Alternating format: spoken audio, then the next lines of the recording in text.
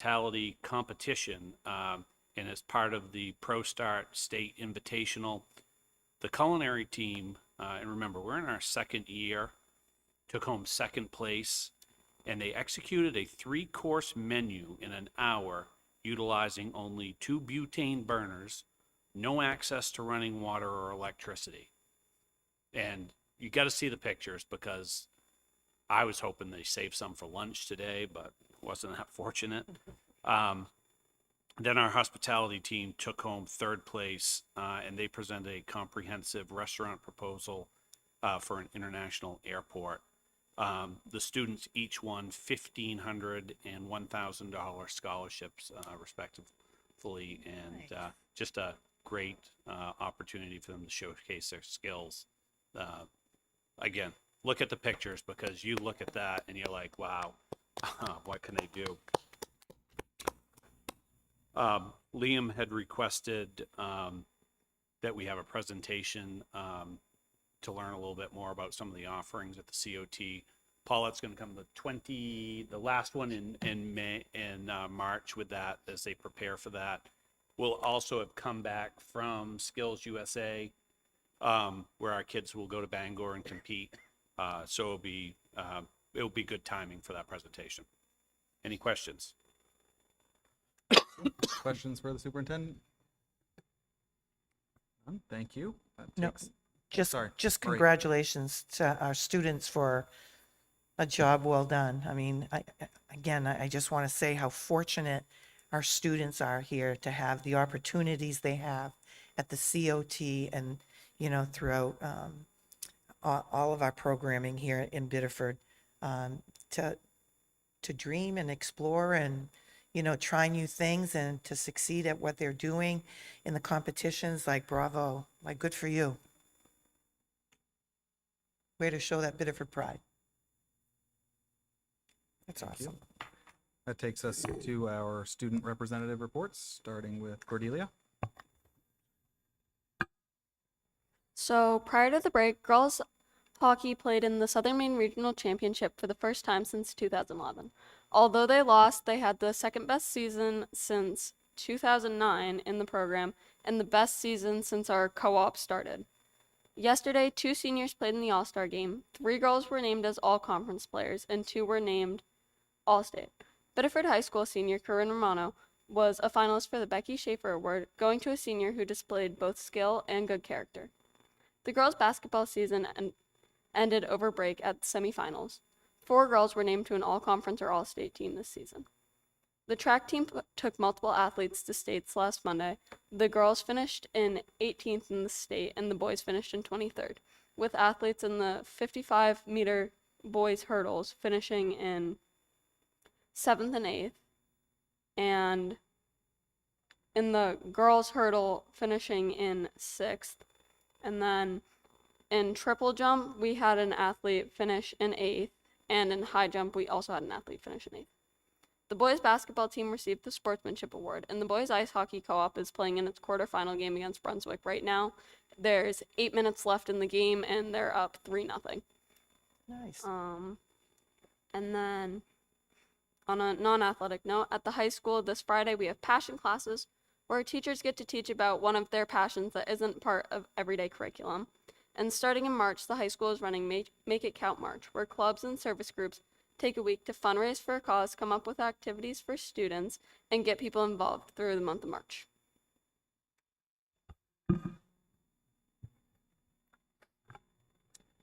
We have a winter sports banquet Tuesday, March 10th. Now that winter sports are wrapping up, signups for spring sports will be on our school website. Sign up through Family ID. I just want to congratulate the middle school on their wonderful performance of Moana Jr. It was really great to go see that. March 22nd, home show for our Blizzard Winds, Blackout Percussion, and Blaze Color Guard.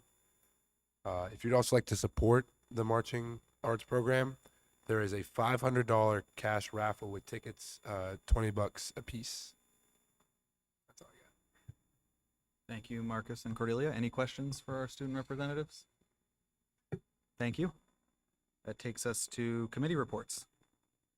Any committee reports? Seeing none. Old business, of which there is none, on to new business, starting with the budget update. So I was originally hoping tonight that it was going to be a long presentation for you. But our program, we have a new software program and it's just not behaving the way that we would like it to. And I just don't feel confident yet that it's where I want it to be to go out to the first draft. We have some places where we're really struggling right now is as we pull field trips into the budget or any sports request, the program is pulling the full driver's salary into that line versus like the $8,100 in gas. And so we're now having to go through every single one of those lines to check salaries to make sure that we put this out appropriately. And the software doesn't do the full detailed report like I like. So we're now cutting it together on spreadsheets so that you can see the pencil, the crayon, the textbook, the pieces, because when you do get to a point where you have to think about reductions and or cuts, I really like the piece that you have to say, okay, if we need $10, it's not just make believe, it's something real. So I'm hoping that by Friday I'm going to be able to email something out to you. It may not be exactly on Friday because again, I'm not going to put out something that I don't have like triple checked and done. What my gut tells me after doing this a while is that we're going to be okay. That's what my gut is telling me as I look through the numbers and the pieces. We have 10% still built in for health insurance increases, which I'm hoping will be enough, but guessing what we look and hear from the private sector on health insurance increases, it seems like they're quite high. So that's a bit of a worry for us. As we do look at the fact that we received $2.8 million in additional subsidy, I mean, that certainly helps offset things. My biggest concern is I really had asked principals this year to put together some real needs in their building on kind of a, we kind of got to it a little bit at the end of last year of like, wouldn't it be great if we could have this, but we were in a very different budget situation last year. And I'm hoping that we can bring some of that stuff forward. On a legislative note, you've seen several of the articles that we've put out and really pushing to have that change in subsidy. I actually feel pretty positive that we might make some gains this time, which would be fairly significant for us long term. While I wish it could go further than what is proposed right now, and they're looking at some other options, I get worried that you ask for too much and everybody gets very scared and it shifts money around too much and then nothing gets done. I feel some progress is better than no progress, and you continue to look for it. Met with the mayor's coalition last week because we share a lot of those same interests with the other major service centers, and they're impacted by this. I would say what is some kind of somewhat positive news for us is it seems like property values in southern Maine are not eclipsing the state average. It's kind of like we've got our value. And I guess what I would say is that we all here who are homeowners has seen a drastic rise in our homeowner price. But if it was to grow another 25% from say $700,000 house to closer to $1 million house, I don't know that that's going to happen. But in other parts of the state where your house is $200,000, I think it's very reasonable to think that you may get a 25% growth. And what we really have looked at, which again is a good partner in all of these conversations, is the rural Maine folks are going to start to either approach the state average in valuation or eclipse it by a lot. Kind of the work that we looked at is that the next area that is really gaining a lot of property valuation is Oxford County. That part of the state that's kind of just on the other side of the interstate and a little bit north, Franklin County, some of those areas are seeing a significant amount of growth, which tells me that those are going to be school districts that even have higher poverty levels in a lot of those places. So that's going to impact that more. So I think that we're making this proposal at the right time where others can see the tide coming in on their communities, and we might see a little bit of a switch. Do I think we'll see anything more this year? Doubt it. I would like to be optimistic that we could talk about that at appropriations, and I hope that we could push for that. I think there are some solutions for that, but I did walk away the other day, and we'll be back in the next couple of weeks there, feeling like something for the future was going to happen. I do think that, and this is one of the pieces that, is a little bit different. But part of the reason for writing some of the things that we put together was to show that kids who are in districts with high poverty have less money and teachers behind them. And I really hope that we can have a conversation that if we can get some of these additional funds, that it's not just about tax relief.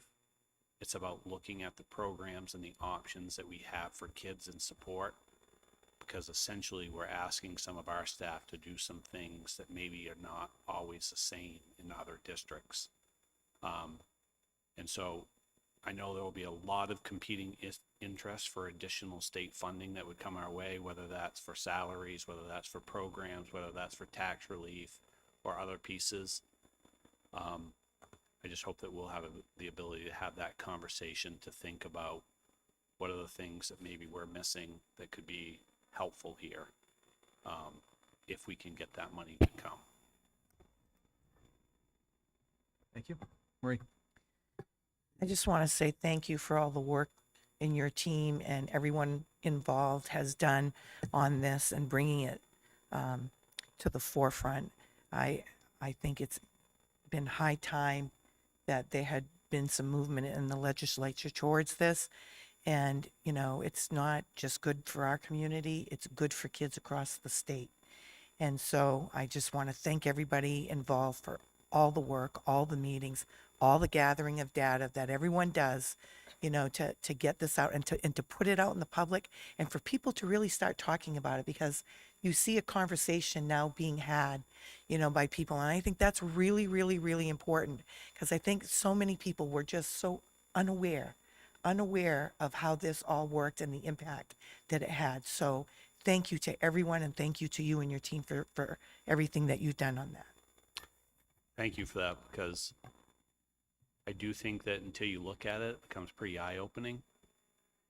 And, I know it's not here, but to know that a place like Holton has $12,000 behind each student, and a place like York is almost 30,000. Like, that is just such an advantage. Mhm. Now, there's probably a lot of adults that think about how that money's spent, and there's, some pieces that go into that. But man, that's when you're more than double the educational opportunities are available. And certainly there's some other factors of rural pieces and programming and, can you even have that there that come into it?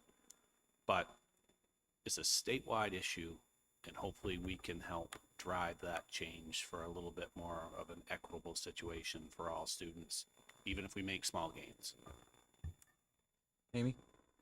Yeah, it's obviously a huge equity issue nationally. We are not the only people struggling with this. It was a terrible idea to set up schools and fund them with property taxes. If we could go back in time, that'd be a place to jump in. But for the benefit of the public, I want to make sure that they heard Jeremy say that we're balancing deferred maintenance, new programming, tax relief. Like, this is a great time to reach out to us. Tell us what your priorities are. And from what I'm hearing, just for your benefit, you have done a beautiful job in positioning the school as a real asset, and the community sees the school department that way. And I think there is a strong willingness to invest. And I think programmatic deferred maintenance is a really important concept too. We've already talked about that in terms of like the multi-language learning services. I think if we can explain it that way, that we have had a lot of times where we've been way too tight and now's the time to catch up. I think people will hear that well. Any other comments or questions? Seeing none, we'll move on to item B, second reading of an overnight field trip, Skills USA to Bangor. So moved. Second. Moved by Marie, second by Amy. Any discussion? All those in favor? That is unanimous. Thank you. That takes us to a series of first readings for policies to review, beginning with a school committee member freedom of access training. Do you need a motion on each of these? I believe so. You're going to read them all? Go ahead. You just need to make a motion. Yeah. Okay. Motion to So approve. moved. Moved by Amy, second by Megan. Any discussion on the school committee member freedom of access training? All those in favor? That is unanimous.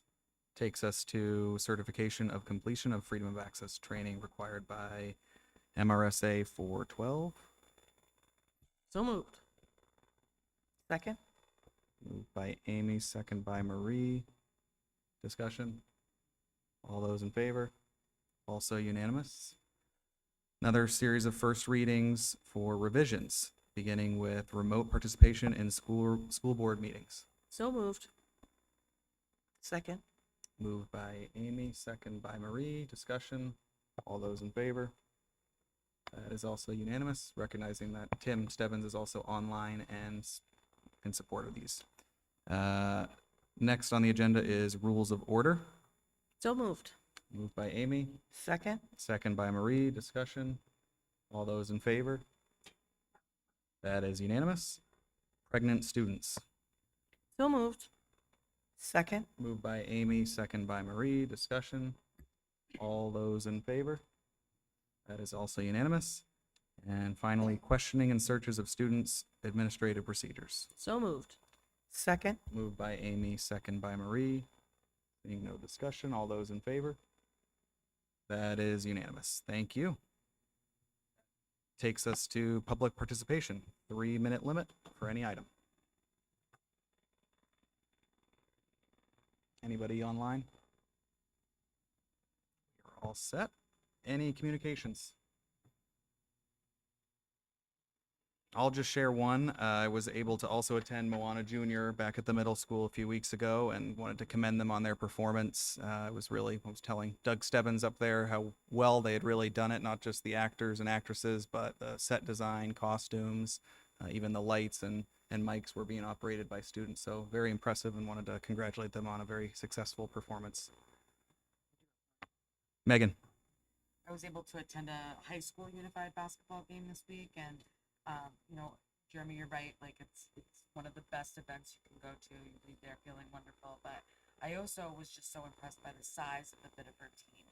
It's the biggest team I've seen unified participate in. There's a lot of athletes. There's a lot of helpers, and I just think that's a tribute to the community here at Biddeford and their engagement in unified sports in general. Because we have several unified sessions, right? There's bocce in the spring, and so I think that commitment is certainly shown when you show up at other schools with such a huge. But there was not enough room on the bench, and also those tiger pants are sharp. Those are sharp. Nobody else is that flashy in their uniform. So, it's really when you roll in with a giant team in that uniform. I mean, you're there to impress. So. That was a lot of fun.